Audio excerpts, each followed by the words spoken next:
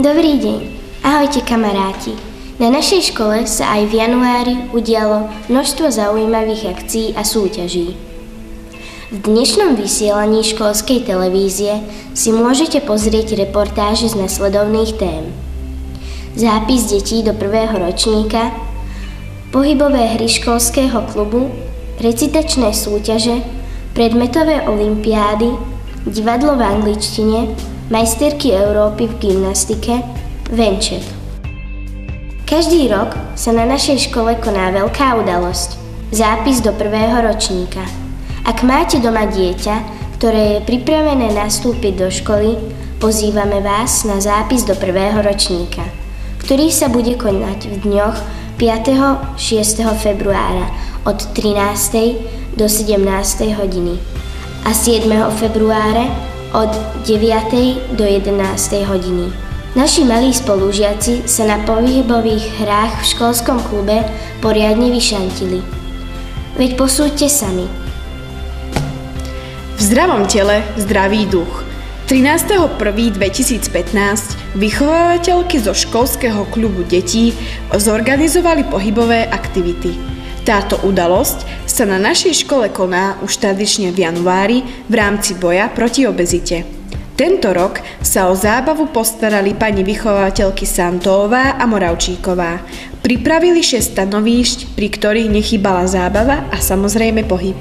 Gúľanie snehovej gule, lyžovanie na drevených lyžiach, hádzanie papierovou guľou, kotúľanie obručí medzi métami, prekonávanie vyvýšenej prekážky či triafanie puku s hokejkou do brány deti náramne pobavilo a zároveň urobili niečo pre svoje zdravie. Už sa tešíme na budúcoročné pohybové hry. Pre televíziu Konkolka Niky Darážová a Sandra Kútiková. Práve v týchto mesiacoch prebiehajú najdôležitejšie súťaže škôl, predmetové olympiády a recitačné súťaže. Ako každý rok, tak aj tento sa naši žiaci zúčastnili jazykových olympiád. Konkrétne olympiády zo slovenského jazyka, olympiády z nemeckého jazyka a olympiády z anglického jazyka. 10. decembra 2014 sa v Kolárove konalo okresné kolo olympiády zo slovenského jazyka. Laura Erdeliová z 9. A vybojovala pre našu školu krásne 2. miesto. 13. januára 2015 nás na rovnakom mieste, avšak v nemeckom jazyku, reprezentovali chlapci Samko Gogola zo 7. B a Patrik Zachar z 9. A. Do tretice 14. januára 2015 rovnako v Kolárove Dominika Tomáščinová z 9. A a Letícia Šternocká zo 7. B ukázali svoje jazykové zručnosti v anglickom jazyku, tiež v okresnom kole. Dominika sa umiestnila na 2. mieste a Letícia úspešnou riešiteľkou. Žiakov pripravovali pani učiteľky Totová, Vašová, Ďurišová a Kečkešová. A rodičovské združenie pri našej základnej škole vás 31. januára srdečne pozýva na rodičovskú zábavu.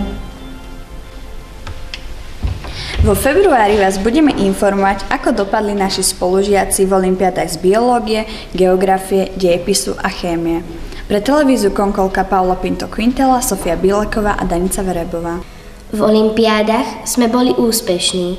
Naším úspechom je aj divadelné predstavenie deviatakov, ktorí si naštudovali známu poviedku Charlesa Dickensa Vianočná koleda v anglickom jazyku.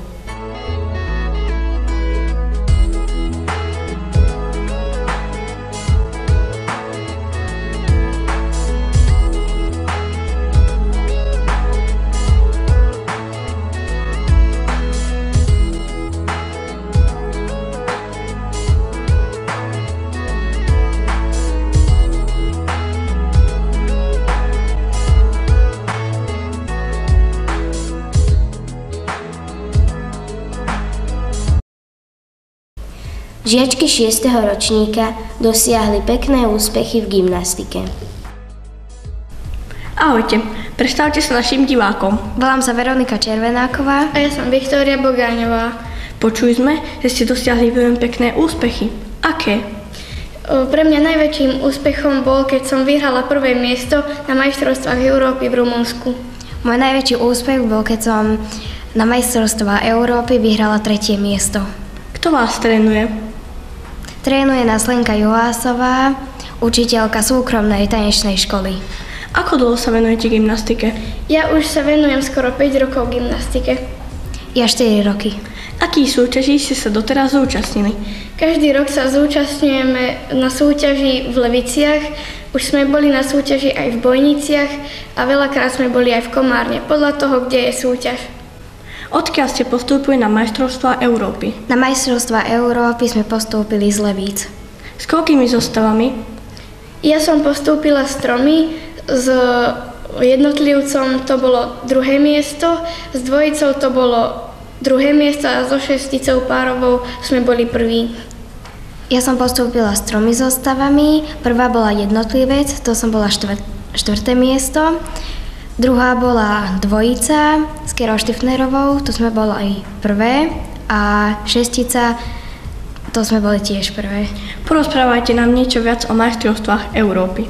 Na majstrovstvá Európy sme išli autobusom, cesta trvala 14 hodín a hneď ako sme vystúpili, sme mali pár minút na to, aby sme sa prichystali. Boli sme ubytovaní nedaleko tej haly, všade sme sa premiestňovali autobusom a majstrovstvá trvali 3 dni a ako jednotlivec som sa umiestnila na majstrovstvách Európy 1. Ako s dvojicou sme boli 2. a so šesticou sme boli 2. Ja som jednotlivec vyhrala 3. miesto a dvojicu s Kérou Štifnerovou sme boli 2. Baví vás gymnastika? Áno. Áno. Mienite v tom aj v budúcnosti pokračovať? Určite. Ďakujeme za rozhovor a prajeme vám veľa úspechov v budúcnosti. Ďakujeme. Pre televíziu Konkolka Sabina Loučková. Aj tento rok sa osmaci naučili základy spoločenských tancov a spoločenského správania. Dne 10. januára 2015 sa v Mestskom kultúrnom stredisku v Urbanove slávnostne ukončil kurz spoločenského tanca a správania pod názvom Venček. Za prítomnosti rodičov, učiteľov a iných pozvaných hostí žiaci 8. ročníka predviedli svoje tanečné schopnosti. Tento rok sa pod vedením pána učiteľa Viktora Vatkartyho z tanečnej školy Viva intenzívne pripravovalo 22 osmakov. Dievčatá v krásnych šatách a chlapci v elegantných oblekoch predviedli valčík, polku, džaj, čaču, salsu a iné tance, ktoré sa počas kurzu naučili. V tento večer sme boli svedkami tanečnej súťaže. Víťazným tanečným párom sa stali Matúš Výboch a Sofia Bíleková. Gratulujeme. Potom nasledovala zábava do skorých ranných hodín. Všetkým budúcim 8-akom tento kurz srdečne odporúčame. Pre televíziu Konkolka Veronika Šárkoziová. Každoročne sa na našej škole organizuje kurz spoločenského tanca a správania, záverom ktorého je takýto nezabudnutelný večer. Pani riaditeľka, vedeli by ste nám povedať, ktorý v poradí je tento venček? No, to, že ktorý je v poradí, to už presne neviem, lebo boli aj roky, keď boli 2 venčeky, ale bezmála 30 rokov sú už venčeky, tak môžem povedať, že vaši rodičia a terajší 40-roční mladí ľudia vedia perfektne tancovať v Urbanove. No tak to je paráda. A v čom je tento kurz prínosom pre našich žiakov a pre školu? Tak ako som povedala v svojom príhovore, život nie je iba o čistých jednotkách alebo o päťkách prípadne, ale život je rôznorodý, rôznoraký, nádherný a aj spoločenský život, plesy, tance patria do života a to mám radosť, ak v tanci tancujú 2 mladí ľudia, vedia sa vyžiť v pohybe a sa im darí.